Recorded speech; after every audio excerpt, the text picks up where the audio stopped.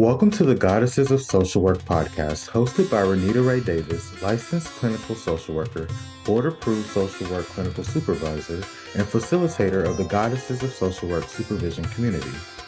Join us as we travel through the social work journeys told by the Goddesses of Social Work community members, past and present, as they make their way toward clinical licensure.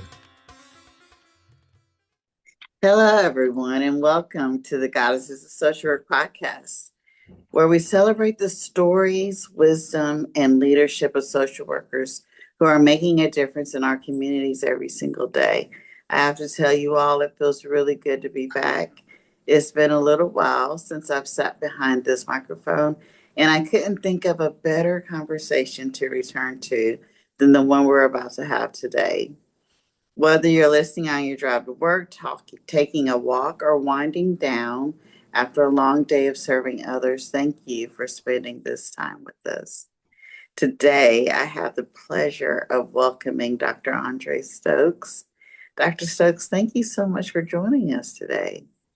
Thank you so much for having me. I was really looking forward to being here with you today, and this is going to be a great conversation. Thank you. I'm excited too. I really am.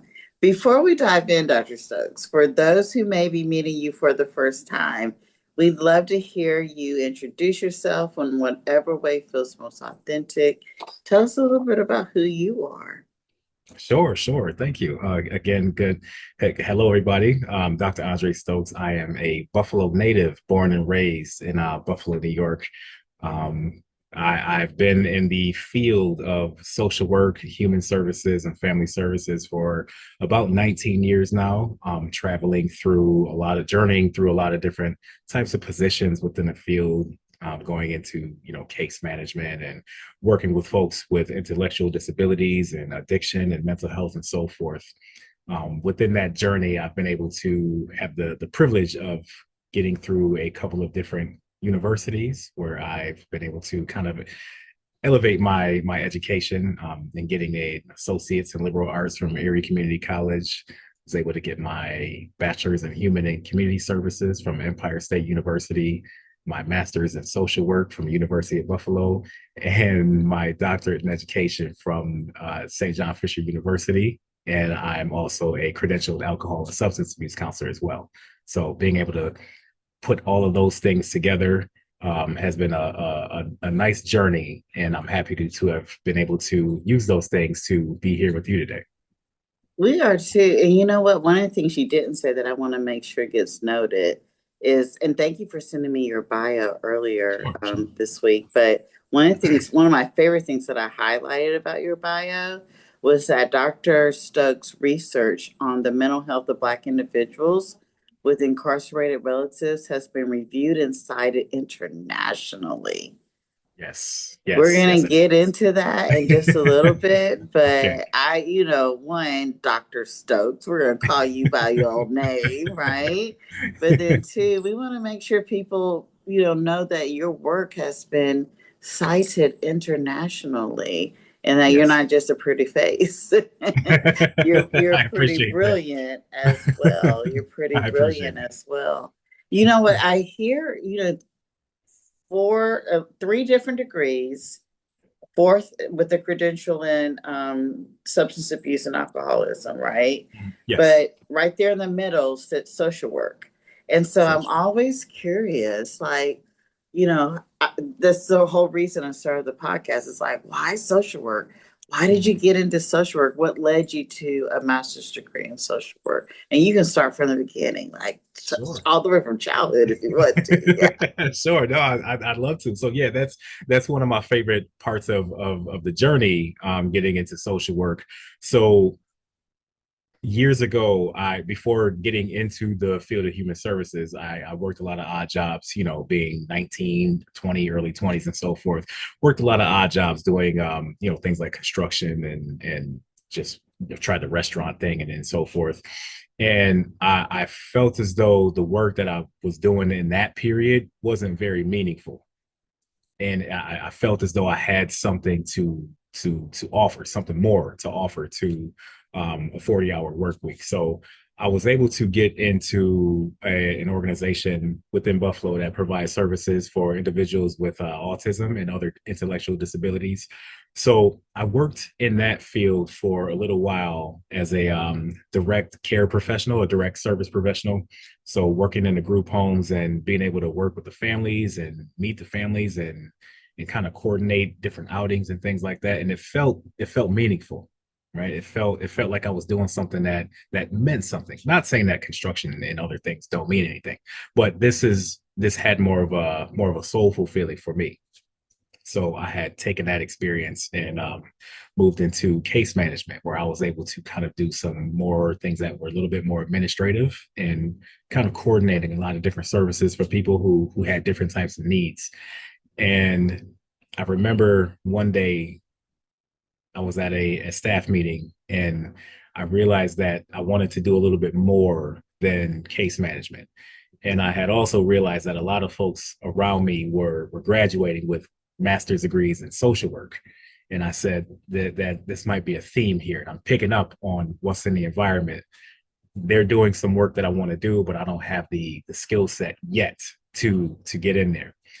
So I was able to, after finishing the bachelor's program, I was able to get over to the University of Buffalo and join the social work program, which was a very challenging yet thoughtful experience for me as a part-time student.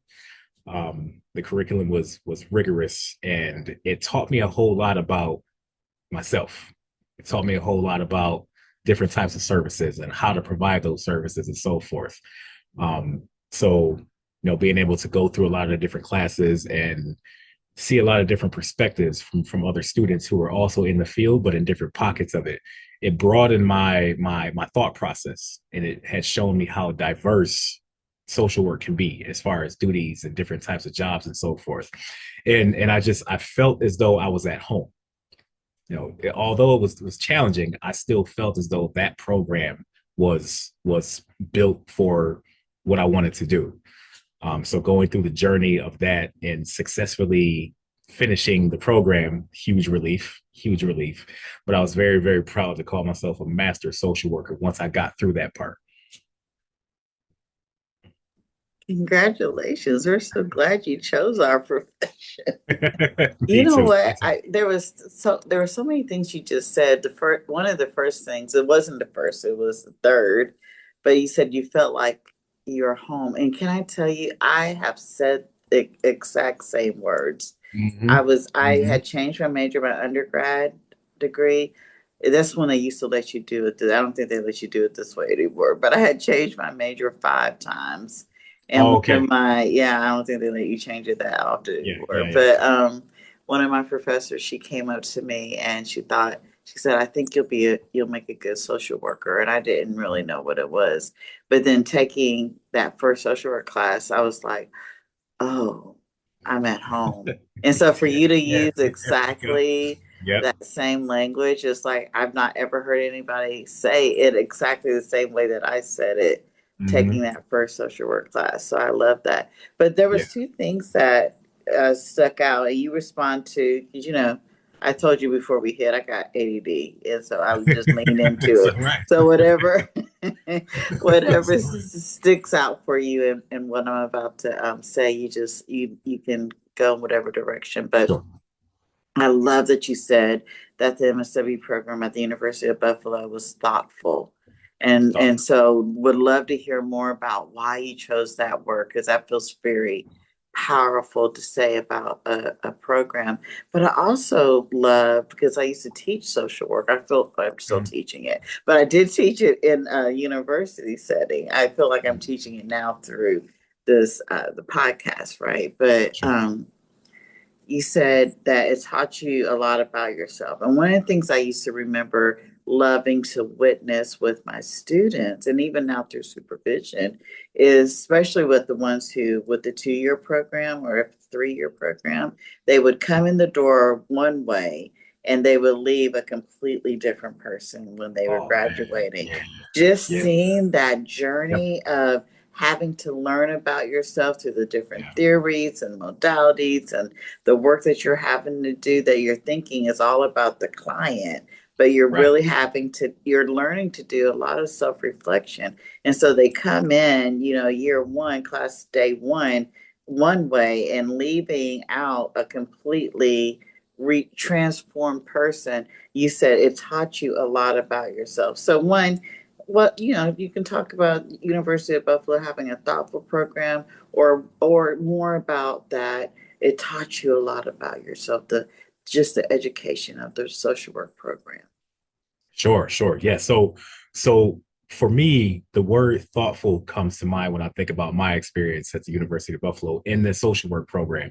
Was the way the program was designed, it was thoughtful in the sense of scheduling. So as a person who was working full time during the day, 9 to 5, 8 to 4, depending on the day, the classes that I had taken started at 6 o'clock and would go from 6 to 9. So the timing was perfect. Again, little tiring because you're going from one thing to another, but it was structured in a way for folks who do work during the day can still go in the evening at the night and get the classes and do the credits and so forth. So logistically, it was thoughtful in that matter. But from the more personal perspective, I'd say the program was thoughtful because of the way the classes and the courses were delivered. There was a wide variety of different types of professors to teach those courses, which I think is needed because when you are thinking about social work, you have to embody that as well in the setup of the curriculum. So different types of professors from different communities. You had professors from the Bronx, you had professors from Connecticut, you had black, white, Asian, male, female. You had all different types of folks. And what was also nice about that is we were able to kind of choose. So it wasn't just the black male professor teaches this class. It was the black male professor and the white female professor and the Jewish male professor all teach this class. So you can pick whoever you wanted to do the class with. So I thought that was pretty nice. The other thing as far as the thoughtfulness was that when we were doing the classes, there wasn't much opportunity to be wrong. So it encouraged a lot of dialogue, which was for the most part, I'd say 9 times out of 10 understood, because when you're in the social work program, you're working with folks who are geared towards listening and formulating opinions based on what they're hearing and seeing different perspectives. And I think that's an important thing to encourage that. So within the field itself, of course, we can be wrong about things, but there's more of an alignment with let's hear it out first. It's not just my opinion is the right way to do things. Let's hear everyone's opinion and then kind of work from there, because it's about listening. It's about the social work is about the social aspect. So I really think UB embodied that part within the curriculum. I love that. I love when people get enthusiastic about talking about the university they went Yes. to. Yeah. And you went to three different universities, and how enthusiastically you're speaking about the University of Buffalo, which I know they also have a podcast that I used to listen to religiously in my younger. That's why I got into social work podcasting, because I think social work podcasting really helped me get my clinical license. I don't say that enough, but I remember I failed my clinical license the first time, and I just ingested so many social work podcasts because it was just Yeah. a different diversity of varied topics. And University of Buffalo, that's why I was like, why do I know that school? It was because they have an amazing podcast with all Yeah. different kinds of Mhm. topics. And so if you haven't checked that one out, you should. But you Okay. went to three different, not just you, darling. I'm telling the audience, y'all check out University of Buffalo Social Work Podcast. Is really good. Even if it's old episodes, I still think, I don't know if they're still doing it, because that was for me when I used to listen to it 13, 14 years ago. But th- th- I think the episodes are still timely and timeless. Right. Right. Right. Um, but what made, because you went to three different universities, a lot of people go with their BS, not BSW or the BS to their MS, but you have an associate's, your master's, and your doctorate at three different universities. I'm curious, like, how does that play into your journey as a social worker, having three different types of university experiences? Oh, that's a great question, and I think being able to bounce around from place to place to institution was that created it allowed me an opportunity to gain and absorb more from different environments. So when we're talking about the Erie Community College and that being a 2-year school, I was able to kind of get my foundation from there. And then the bachelor's at Empire State University, that's where I really started to warm up, and I really started to cook a little bit. And I said, okay, I think this is it. This is where I want to stay. Because before the associates, I did change my major quite a few times because I was still trying to figure it out. Right? We go through that phase. It's trying to figure it out. I don't know yet. But once I really got to that bachelor's level and I figured it out, I said, okay, this might be the one. Indeed it was. So having the opportunity to go from there and then take some of the or not some, but take all of my experience from there to UB and then mix those things together, it really helped me diversify my educational skill set. It helped me to also learn that there was a whole lot of information that I don't know. And this is going to be a journey that goes until, for as long as you are on this earth, because we're all still going to learn. And I think that's what moving around into different universities had taught me that we're still going to learn things. We're still a world of information that we don't know, and it's up to us to get it and apply it for the best purpose for folks in the community who need different types of services. Absolutely, I love that. And I'm a military brat, so moving around is what Yeah. we do. But one of the things that I love that you said, absorb more, because with my supervision group, one of the things that we've been taught, and I've been a social worker for almost 30 years now. So old school social work, you stay at the job, you know what I mean? You just stay Mhm. wherever. And I've never ever been able to do that. And so I get That's all the right. I really wonder why. But I get these beautiful, young social workers coming in, and they're miserable at Mm, whatever positions. And I give them permission, if you're not happy here, go ahead and see what else is out there. But not even just that. It is even if you are pleased with where you are at, I think it behooves you to absorb more, like what you said, when you mhm. go to different agencies and organizations to see how they're doing it. You can Yep. always come back to that agency organization if you just love it that much. But I Mhm. think if we get kind of stuck in this agency has been doing it 30 years the same way and it's going to do it 30 more years the same way, we can get stuck. Whereas if we allow ourselves to explore how Yep. other agencies and organizations do things, that allows us to be more well-rounded with the clients that we're serving. Mhm. And just a second, when we talk about leadership, not even just the clients that we're serving, but our colleagues and the people we're working with Yep. that we're serving, because we're able to see their EMR is different or their SOP is different, or we're able to, oh, I didn't think about that because we've always done it this way. You can even just come back to the agency that you love with new knowledge and new information. So the fact that you went to got around that first time, four different universities and Yeah. have been able to synthesize all of that makes you more well-rounded to offer. And so let's get into that just a little bit, if you're okay with that transitioning. Why, in your doctorate is in education. Oh, Mm, from St. John Fisher University. yes. Yes. Okay, talk to me. Why did you move into that? Yeah. So when I this is one of the interesting parts of the journey. This is where I had a light bulb moment. So just taking one small step back to the memory of the graduation for the master's in social work at UB, I remember, and I remember this as plain as day, walking across the stage, having a good time, enjoying that accomplishment, but still feeling unsatisfied.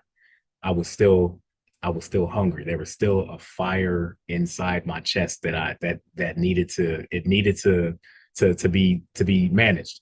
I knew that the master's degree, this is great, this is fantastic, but I want more. There's a level that goes after this for folks who are interested.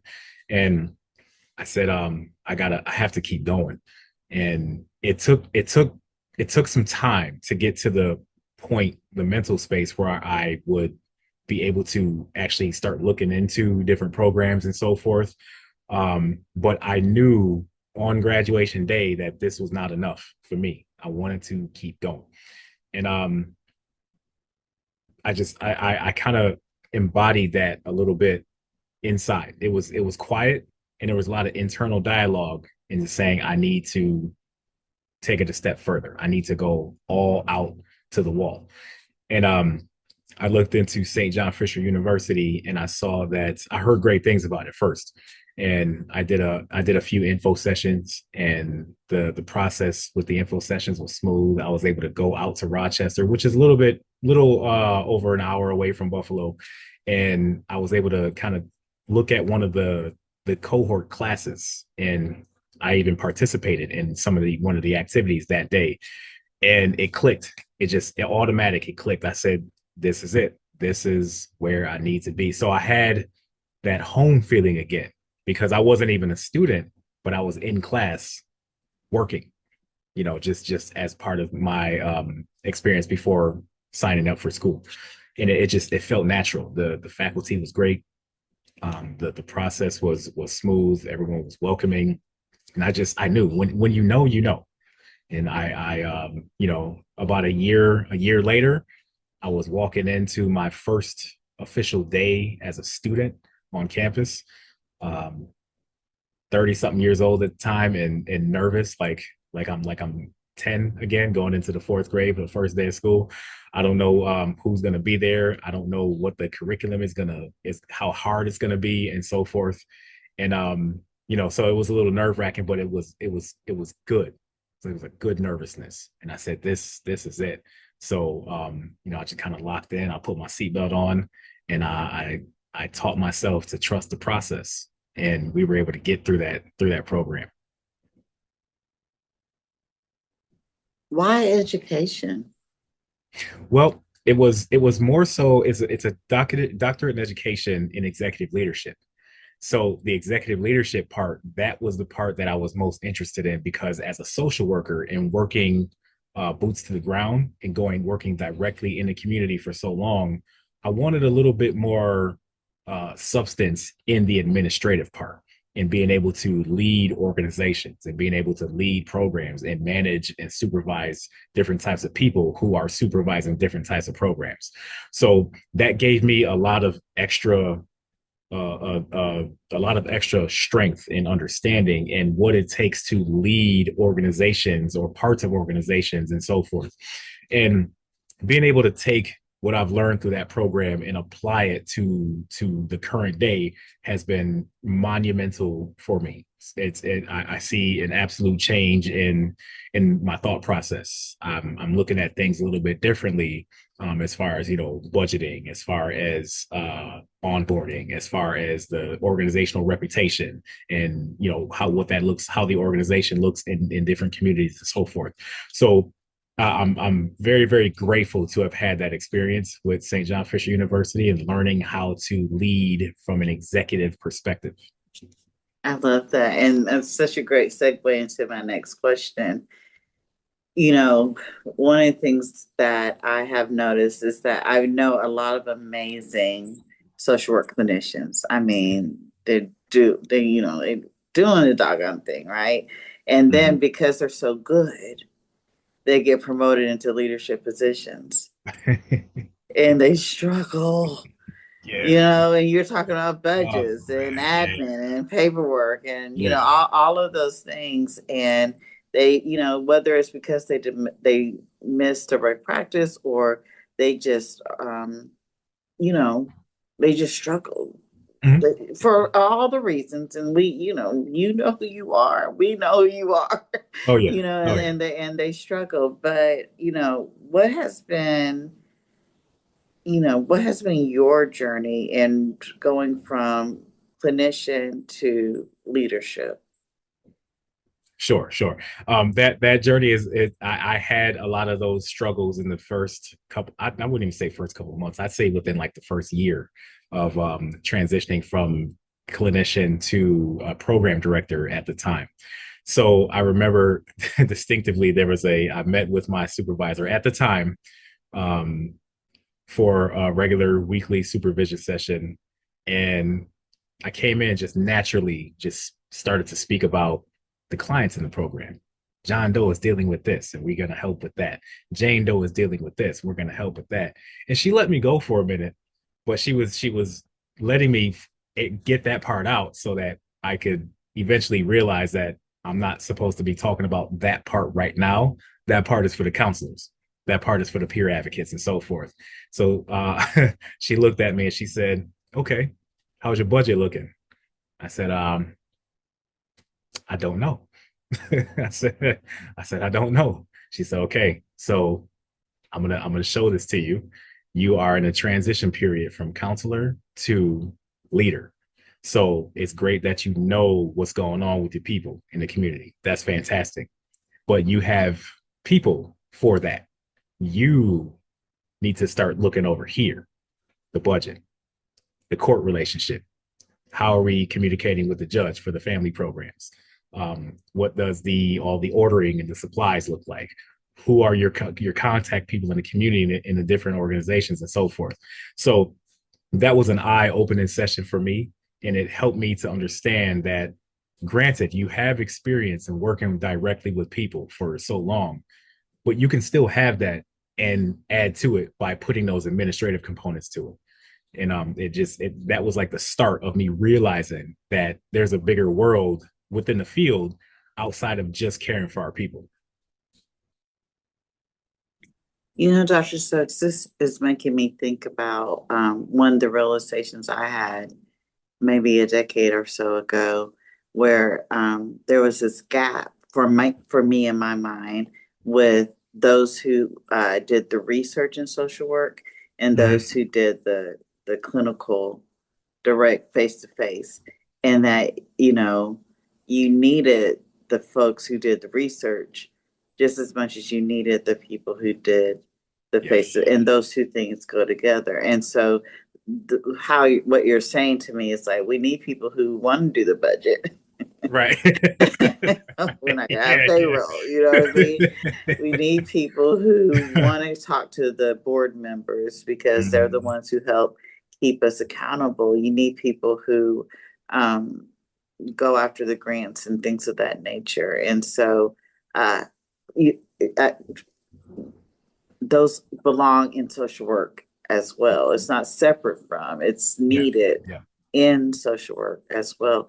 I'm curious, just personally for you though, like, because a lot of us go, and it's going to help us segue into your research in just a minute, but a lot of us go into the profession of social work because, and I hate hearing it, but it's the main thing I hear all the time. I want to help people. Mhm. How Mhm. did now having to do the budget and meet with board members and all the things the administrative stuff we just talked about? How did you miss it? Did you miss the helping people, or were you able to somehow in your brain get that this is part of the helping people?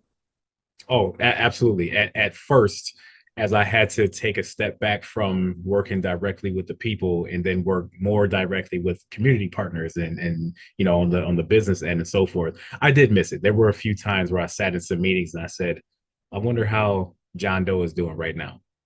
I wonder how Jane Doe is doing right now with the housing thing or with the CPS thing and so forth. Um, but I was able to kind of put that in the perspective of, I may not be helping directly face to face, but I'm helping directly in the sense that the program is going to keep running so that the folks who are in those roles can keep providing those services, right? So the background work I like to call it invisible social work. The administrative stuff where you're at the computer, you're in Zoom meetings, you're looking at, you're working with HR and the finance departments to do all these different things.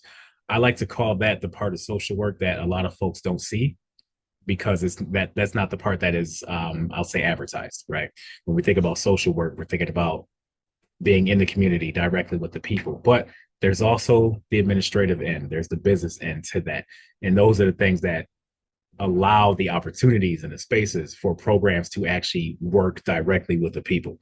So I was able to reshape my perspective and say I'm still working, I'm still doing the social work. It just looks a little different right now, and that helped me a whole lot. It took some time though, but it did help. Yeah. Mm-hmm. And, that's that even with the research piece, like research is still helping the people, right? Yes. Yeah. Yeah. Even the Mm-hmm. research piece. And I love that reframe. And I'm glad that you were able to get there because we need people like you who are excited about budgets. My sister is one of those people. Give her a budget any day. She loves a budget. Yeah. If we can make it work, we can make it Yeah, work, and that's yeah, victory. yeah. But segue it into your research, and Mhm. I'm gonna read the line. Your doctoral research focuses on the mental health of Black individuals who have incarcerated relatives. That's a very Yes. specific research Mhm. topic, and so of Yes. course, when I read that, I was like, "Why did you choose that research topic?" Mhm. Yeah. So thank you. That's the research part, that's a part that is very near and dear to me, for two reasons. So in my times in working with clients in the community within different programs in at different organizations, I was able to absorb a lot of what was given to me from the perspective of community members, in particular Black men. I didn't fully notice this at the time, but thinking back, I was able to kind of put that together. One of the themes that I seen even before research was whenever I see Black men who come into the doors to talk to somebody about whatever they were going through, whatever the challenge was, one of the most common similarities was that they had a family history of incarceration. And the other part with that was because they had a family history of incarceration, they may not have had full awareness of the field of social work. They may not have had the full understanding of what different organizations can do for them because the incarceration part is a big part of the overall system, a system that has a history of harming Black folks, right? So there's a mistrust that goes along with incarceration and what that looks like for someone who might need some help but doesn't fully trust the system to help them because their experience with the system was incarceration. The other part with that is me, myself, also coming from a family history of incarceration, understanding what a lot of folks have gone through when they've come through the doors to talk to us. So there was a connection right there in seeing it for people who come in for help and also being that person too, and not being able to see how I was impacted at one point, right? So when we're talking about the barriers for mental health treatment for Black folks with incarcerated relatives, there's a lot of pieces that go along with that, mainly the mistrust of the system, right? There's not knowing how to navigate. So folks may get to the point where they know they might want some help, but have no idea who to call, when to call, where to go, how to do an intake. So there's a lot of pieces that go along with that part. So I was able to identify with a lot of my previous um, counseling participants in a way that they didn't know, but a lot of our stories had aligned and had some similarities. I appreciate this work, Mm-hmm. and I'm curious, what did your research teach you Mm-hmm. that has stayed with you personally, if you want to share, and in your work ever since? Sure. Yeah, sure. So the research it taught me a lot, and the research is it's very near and dear to me because of my professional experience and my personal experience. One of the things that I'll start with that the research has taught me is that men, Black men and Black women may not engage in help seeking behaviors for different reasons. So, starting off with men, there is what we know of stoicism, but stoicism to a degree where it's unhealthy. I don't need help. I'll be fine. I don't want to look weak. I have to look strong.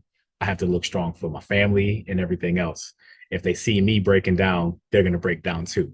So, those parts of stoicism that not only affect the man itself, but the kids, the wife, the girlfriend, the cousins, the uncles, and so forth. So, a lot of men carry a lot of that stuff and no one knows about it. And many of the men within the research did not feel like they had a safe space to express themselves, because when we're talking about men and boys, men are taught to suck it up, be a man about it, don't cry, and so forth. So that sticks to a young boy, and that young boy becomes a man who still hears that when he's hurt, right? And a lot of men carry that. Moving over to the Black female perspective from the research, a lot of the refusal to engage in help seeking behaviors came from the systematic component.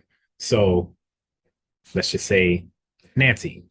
Nancy is a mother of two, has had some acute trauma, has experienced some symptoms of depression for quite some time, but she might be reluctant to seek an organization that can help her because she may be at risk of getting her kids taken away, depending on what she says to a counselor who is also a mandated reporter, right? So there's a fear of, I don't want to go see somebody because my kids might end up in the system. I might have a social worker at the house coming to check things out and so forth. So it's the men are within the study overall reported the stoicism part and keeping it together. The female overwhelmingly reported a different type of stoicism in the sense of not being involved with DSS.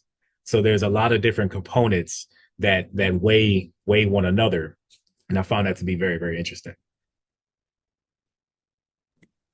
I want to ask you about the myths of social work, but before I do that, because one of the myths when you were just speaking is that social workers come in and take your kids, Mm-hmm.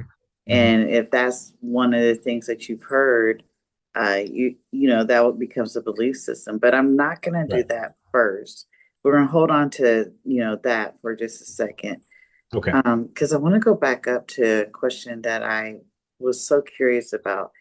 I have only interviewed out of the over 100 episodes that this podcast has. I think I've only interviewed 4 men. I'm not a mathematician, but that's not a lot. And then even 2 of those men weren't even social workers. Mm. And then the other male who I loved, amazing social worker, but he was not a Black man. Okay. Are you Yeah. following where I'm I'm going? following. I'm picking up. So I'm picking you it up. honestly, I didn't think about that till just now, are the only Black male social worker that has been on the podcast. Now I know Wow. a couple others, Yeah. and Yeah. I need to ask them to come on. But you're the only Black male social worker. I think I hope I'm not missing anybody. And if I am, forgive me, person. But that just speaks to how few and far between. And so this is, social work is a very female-led profession. Yeah. It's also still, and I teach this, a very female white-led Yes. profession. That is So true. what has been your experience as a Black man in the profession of social work navigating this work? Sure, sure. I'll start with going back into the social work program at the University of Buffalo. During that time, within my cohort, there were 3 Black men in the cohort. Myself, my brother Maurice, and another gentleman that I didn't know too well. Lost contact with him, but there were 3 of us, and the rest indeed were white women. And it was something that kind of stood out to me because it just made me think about what is the relationship between Black men in social work and white women in social work. Why is it overwhelmingly, why is that overwhelmingly the majority? And what role does that play in communities, right? So when we're talking about white women in social work and black men in social work, of course, some perspectives may be different, but how does the community respond to that? And in my experiences, the community responds in a way that is somewhat outright. A lot of folks that I've worked with, and that's because I worked in predominantly communities of color, request working with Black counselors, male or female, for the most part, male or female, as long as the counselor is Black. And a lot of times, just a person of a BIPOC person, Hispanic, or something along those, anything along those lines, but a person of color nonetheless. And I think it's important for Black men to be represented in the field of social work because it's something that's requested when we think about the research that was conducted and how a lot of Black folks are suffering in ways that are invisible. Part of that, part of the lack of engagement and help seeking behaviors is because when we think about counseling, we think about social work, a Black male face isn't the first thing to pop into your mind when you think about social work for most people. And I think that's an important thing to think about when we're talking about serving communities. So, and that's not to say that anyone who's not Black isn't going to be good at. So it's not where I'm going. Where I'm going is I think the communities need to understand that Black social workers, there are fewer Black social workers. So how does that look when you are finally looking to seek treatment for something? I always encourage people to ask for what you want. If you build up the motivation to go into an organization and seek some kind of service, ask, say, hey, I'd rather have a counselor from the Latino community. I'd rather have a counselor who's Black. I'd rather have a white female counselor because that's what's going to help keep me engaged in my service, right? There have been a few times in life where I myself have gone to see a counselor and did not stay because there was such a drastic difference between myself and the counselor, and I couldn't get on board, and I felt as though the counselor couldn't get on board with me either. So those are real things. Those are real things, and I've seen that in myself, in my experience, and I've seen that in a lot of the folks who have come through the doors of an organization who are looking for help. Absolutely. And thank you for being so. Sometimes I like to tiptoe, but no, I don't. I don't even know why I said that. I don't like to do it. But Oh, you, let's do it. but you said a word, and I wanted to get because I love words. You said sometimes the response from the community is outright. Mhm. What do you mean by outright? Right. So when a few years ago, when Buffalo, New York, went through the top shooting tragedy, one of the first things that the community overwhelmingly said was, "We want Black counselors to come in here and provide this service. We don't want any counselors who don't look like us. We need Black and Latino and any counselor of color to come in here and do this because we can't uh, we don't want to put ourselves in a position to not be understood through a time like this." So, with that coming directly from the community, a lot of organizations responded accordingly and fulfilled the request of having more clinicians of color come into Buffalo's East Side and provide different types of peer services, counseling services, religious services, and so forth. So it was very outright. They were very forthcoming in explaining what they wanted during that stressful time. I appreciate that. I have two thoughts again, my ADD Sure, brain. sure. So, hold on. 'Cause one, okay, first thought is requesting to work with BIPOC people. I'm clinically licensed in 6 states. Obviously, Okay. Alabama because it's one, Mhm. Louisiana because I'm always in New Orleans. But then after that, I intentionally became licensed in states where there wasn't a lot of folks who looked like me. So Mm, Colorado, mm, Idaho, Hmm. Arkansas. There's another one there, Florida. Yeah. So, and that is who my clients are in those Hmm. states. They are, Black women who look like me, right? Hmm. And they Hmm. specifically said, I picked you because you look like me. If I say love me, There we right? go. There we And I'm good at go. what I do. And I'm good at what I do. But then thinking that, like being intentional, because we have I don't even know what it's called. I forgot where we're going to be able to be licensed in multiple states. But I think until we have that, I forgot, I'm trying to pull the word. Until we have that, if you're choosing to be multi-state licensed, be intentional about which states you get licensed in. Intentional. Yeah.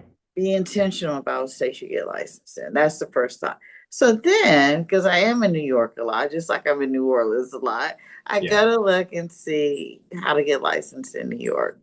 And I love New York. Social work. The New York is the birthplace of social work. But to get clinically licensed in New York, unless I went to the University of Buffalo or Stony Brook or CUNY or one of the universities up there, there's a lot of steps and obstacles. And so here you are having this request of the people that you guys are serving, Hmm. asking for people who look like them to be able to service them. But I'm thinking about the cost, the other people who maybe migrate to New York or just are in New York often or just want to be licensed in New York. There, it doesn't feel like it is easy to be able to have access Right. to people who look like them, Hmm. unless but it just feels like a lot of obstacles, I guess is what I'm trying to say. And if I Yeah. didn't ask a question, but do you want to speak to any of that? Yeah. Yeah. Absolutely. So just going back to that time, the organization that I worked for at that time did a really, really good job at being intentional in bringing in counselors from communities of color. There was an initiative that was that really, really helped the community during that time, which focused on bringing in clinicians of color, helping them get licensed and helping guide them through the the paperwork process and the state process and so forth, so that they could retain clinicians of color to work in areas where they were requested. So that was something that I was very proud to see and very proud to be a part of. And I think, not I think, but I definitely know that the results were positive because again, I even as a program director at the time, I was during that time I went was back to boots on the ground because there was an emergent need. So kind of doing the administrative part, but also literally walking up and down the streets in Buffalo and providing services on the spot for folks who were interested. And kind of keeping that little bit of grit about me and being able to go into the community because those are communities that I've grown up in too at the same time. So, there's a dynamic of being a Black male counselor providing services in the community that I grew up in. That means something to me. And I'm able to kind of relate a little bit more to a lot of people who might need some help. Absolutely. And again, Mhm. thank you for choosing social work and because you are rare. You're one of the rare unicorns. You saw it in the program. We're seeing it here on the podcast. And thank you for speaking to your experience. And if you are still in touch with your brother Maurice, we would love to have him Okay, yeah, on the yeah, podcast I got him as on Facebook. well. Yeah, Yeah. I can call him, and So we graduated together. good. So tell him we would love to hear his experience as well. Yeah. Going back to the specifically when with your research and when you were talking about Black females struggling to seek help because Mhm. of their fear of, I think you call it in New York, DCYS. DSS, Say it again. DSS. DSS. Yeah, Okay. yeah, It's yeah. called it's something in every I know, I know. I you know. know the It's a acronyms, lot of but acronyms to try to remember. I get it. I know. I can't Child remember acronyms. Protective Services is what we'll call it. But one of those reasons is because there are people who don't look like them. And so, Mhm. the way we were raised, where, maybe our mama would say, I'll give you something to cry about, and Yeah. that rough, angry voice, but she's just probably the sweetest, Hmm. loving, gonna do everything she can. For someone who's not used to that kind of energy, they were like, oh, Yeah. the Right. touching the Right. pearls energy. And then, like you said, now I have a whole case on me at Child Protective Services. And so, um, but that isn't the role. That's not the only role. My hat goes off to the social workers, the social workers who work there, because that is a Right. difficult Oh, it is. Yeah. job to have, and Yeah. it takes a special kind of person, I believe, to do that kind of work. And so, nothing but honor to them. But Hmm. that is just literally 1.0 tenth of what social workers do. Hmm. And so, the question is what is something you wish people understood about our profession that they often get wrong? That's good. That's good. I think one of the first things that I can think of within about social work that people might get wrong is the scope, the overall scope of social work. So social work is a very large body of work that isn't just dealing with directly with families and children and so forth. There's from that perspective, of course, you have the children, you have families, you have mental health, you have addiction, you have housing, DV services, and so forth. Those are the direct services. But social work also has the macro level along with the micro level. So we're talking about state pieces, being in social work from a state perspective. What does state legislature look like? What does grants management look like? How do we formulate and create budgets? And how do we build programs after identifying what some of those needs are? So there are a lot of parts of social work that, again, I'll go back to what some people might consider to be invisible social work. There are a lot of parts of it that help the boots to the ground part actually exist. So the stuff that we may not see, that most people may not see, that's where a lot of the magic happens and allows the opportunity for people to join the field and provide services to folks in those communities. I'd also mention the you have the state part, but there's the research part too. So the research is informing the work. The research is what tells us what the needs are. The research is also what tells us how to help navigate people through those needs as well. Absolutely. And one of my favorite parts of social work is policy. Policy, yes. Oh, Policy. yes. I love that your eyes lit up. Yes. And Yeah, policy. not just on a macro level, because I can't remember what year it was, but I was really into it at one point. There was like 6 to 8 social workers on Capitol Hill in DC. I don't know what the number looks like now. We know we have Mhm. a different type of regiment up there, but Yeah. regime there. But at one point, there was at least 6 to 8 social workers Mhm. um, working on Capitol Hill. Yeah. Uh, and so there's that macro level of Yep. policy impact. But also, on the micro level, know your policies within your agencies and organizations. It Oh yeah. blows Oh me yeah. away, Dr. Stokes, that people aren't reading their SOPs when they get the job. Right. Right. That's in Yeah. supervision. I'm like, have you read your Yeah. I just can't wrap my brain around it. I don't That's the know, magic right there. That's the behind the scenes and they're magic. like, so I remember, and I'm saying this so lovingly, y'all. Just want to use so lovingly. I'm saying this. They just got me sitting there reading policy. I'm like, but that's where it's at. Right. Read your policy manual. Take that time. Take notes. Right. Get your highlighter out, because the thing is, if they ask you to do something that's not within the policy, you can say the policy states. Or if you're out there with Mhm. a Mhm. client, you're able to say the policy states. Or if you're asked, because I remember one of my mentors, she used to tell me, always be on ready, and so if you're asked to go and speak to the Yep. board, Yep. you've read the policy and you're able to, speak articulately and eloquently about whatever the agency's mission and vision is, because Mhm. you've read the agency's policies and standards. Yeah. And it blows me away that that that how minimized that piece is.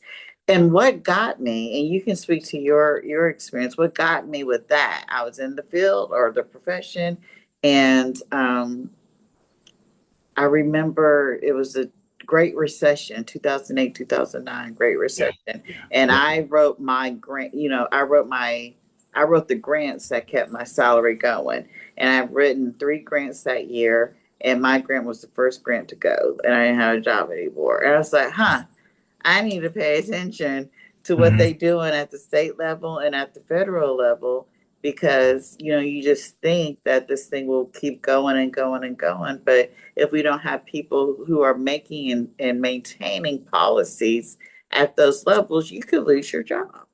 Oh yeah. Oh yeah. 100%.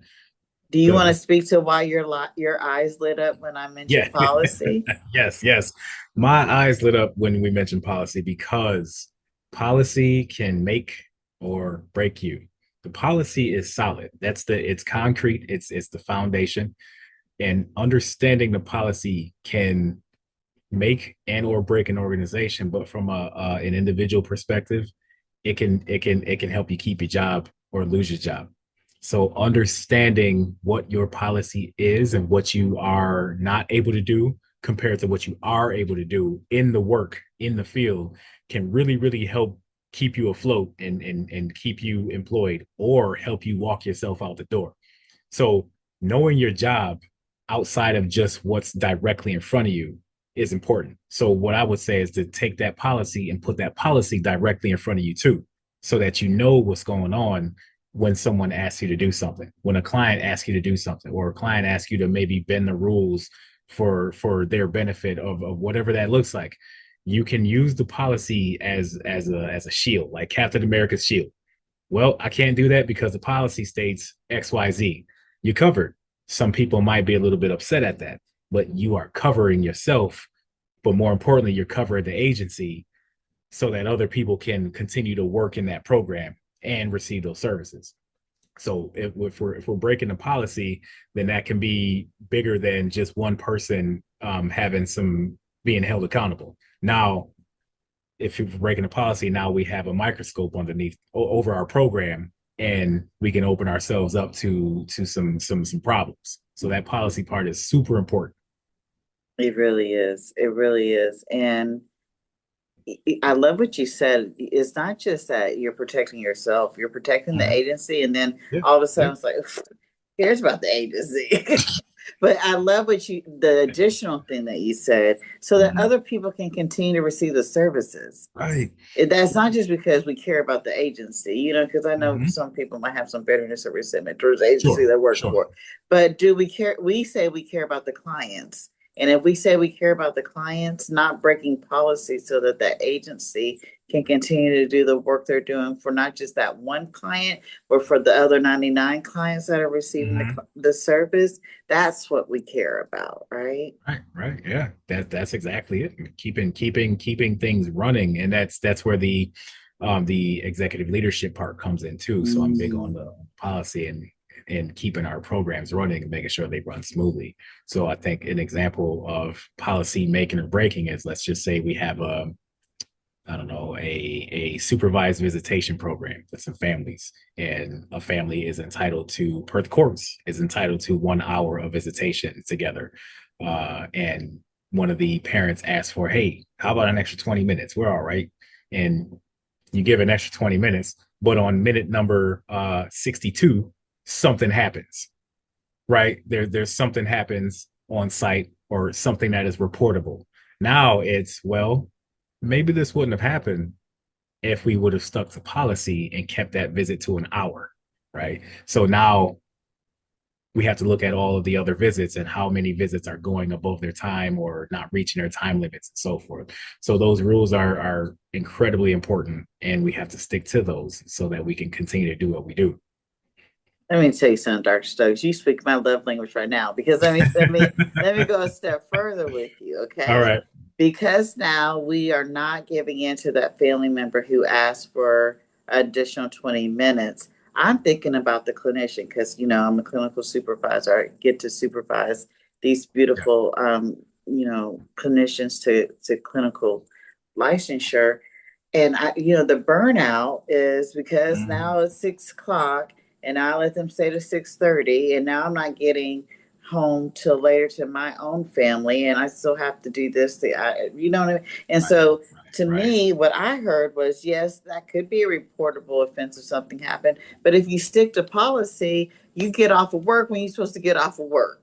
Right, right. Now you can go And we're home. diminishing Right. burnout, right? If we're We can keep sticking, our we're not social workers. overgiving. Yes. What did you Hmm. just say? We can keep our social workers. Yes. We can keep our social We can keep them. workers. Right. I know. I felt that. We can keep them. Yeah, there's a And little bit in there. one little last thing about this, because I'm good. The last question, and I've just so enjoyed this conversation. And we've Same, already yes. decided that you are coming back. So we'll I'm have a coming part, back. yes, Yes, I'm we'll coming have a back. part two with Dr. Stokes. And, I'm Yeah. segueing into our last question, which is, for you to leave a little bit of wisdom behind. But the wisdom I wanted that segues from policy is know your job description. Hmm. That's the other Hmm. thing that blows my mind. Hmm. Right, right. You They sign. didn't give you your job description. I know, I'm just incredulous. You It's didn't a get a contract. You got to copy read that. of You your job gotta, description. you gotta read that. You haven't read what your job, how you know what you're Yeah. doing then, boo? You know what I'm Yeah. saying? So Yeah. not only have you not read the standard operating procedure manual, you haven't gotten a copy and read your job description. Right. Right. You want I like where you do it. Right. Yes. Do you want to Right. speak? Yeah, yeah. So, yeah, so that job description, that's what I like to call the basic toolkit upon onboarding. So you wanna absorb that, and honestly, you probably want to absorb that, as much as you can even before you get the job, because you need the job description to perform well in the interview. Tidbit right there. So that having that basic toolkit of not just the agency's policy and procedure manual, but your job description and understanding what that looks like and how you are to operate within the confines of that job description. There's always the other duties as requested. There's always that part for changes and things like that, and that's okay. That's everywhere you go. But understanding the job description is like the basic skeleton, the basic bones of what you are to do and how often you are to do it, what it's supposed to look like. Of course, things can change, things can fluctuate and be modified depending on the needs and the circumstances and so forth. But that basic toolkit is everything when you're first starting a job. And I strongly encourage people to absorb that job description and even start to absorb it before the interview so that you can demonstrate that you know what the job looks like when you're answering those questions in there. But the Jay-Z said, I'm giving you $1 million worth of knowledge for 99.99. For 9.99, yeah. There you go. Yeah, that's a good one. There you go. There it was. That's a Another good job one. description. Get your That's it. get your agency's standard operating procedure. Sit down with it, even I don't care how boring it is. 9.99. Yes. And the 9.99. third little bit is know your code of ethics. If you're a social worker listening to Mm-hmm. this, just like you want to have your Mm-hmm. policy and procedure manual in front of you, what supersedes all of that, social workers, is our code of ethics. And so Yes. know Yes, your indeed. code of ethics. So that's Yeah. my little nugget of wisdom. I like What that. would be yours, Dr. Stokes? And I'm gonna even ask you to even maybe even tailor a little bit more tightly to perhaps, because again, rarity, unicorn, right here sitting with me, I black man appreciate in the profession of social work. There's other black men out there. Hopefully, that. they're listening. What nuggets or wisdom, 999 JC stuff do you want to leave them with today? Yeah, I say I love everything about this, and this is something that I've been kind of leaning into in the last maybe year, maybe even year and a half or so. But one nugget that I have is to prepare to be misunderstood. Prepare to be okay with being misunderstood. And I say that in a sense of professionalism and also in life as a black male. So some people will line up and can't wait for the opportunity to misunderstand you with intention. And that's something that I had to teach myself and learn to be okay with the way that I may move within the world of social work, the way I may move in life outside of work. People are going to be intentional about misunderstanding you and don't want to misunderstand some of the decisions that you make in the field of social work. Don't want to understand some of the decisions that you make as an executive leader, and learning how to not necessarily absorb that, but be okay with it so that you could create other avenues of change to help people understand, because the overall mission is to keep things running, to keep things afloat. So, and just from the perspective of leadership, when you are misunderstood, that is okay. But it is up to the leaders themselves to help people understand eventually. It may not be there on the spot, it may not be that week, but eventually help them understand, because the overall goal is the ship, not just the oar. I love that. There was two things, and I'm going to add an additional. Maybe you want to speak to that, and then I promise I'm going to let you go. Sure, Is no. a good leader doesn't just say do it because I'm saying so. It's Mhm. do it because, one, your job description, you read your policy, procedure manual, Right. all of that, right? Yeah, yeah. But also the second part of that do it was, and eventually I hope to teach you why we're doing it this way. Mhm. Mhm. I'm not Yep. just telling you to do it. If you stick with me, I hope to educate you as to why we're having to do it this way. And so that was the second thing that I heard. And the third thing I want to just add to it again, because one of the things that I'm passionate about is helping diminish burnout as much as I can, especially when we have Yes. a Yes. rare, Yeah. energy like yours and Thank you. Black male social workers, is then surround yourself with people who do understand you Right. Right. and do That's cheer you on and do right. root for you so that Mhm. you're not just feeling like have to Mhm.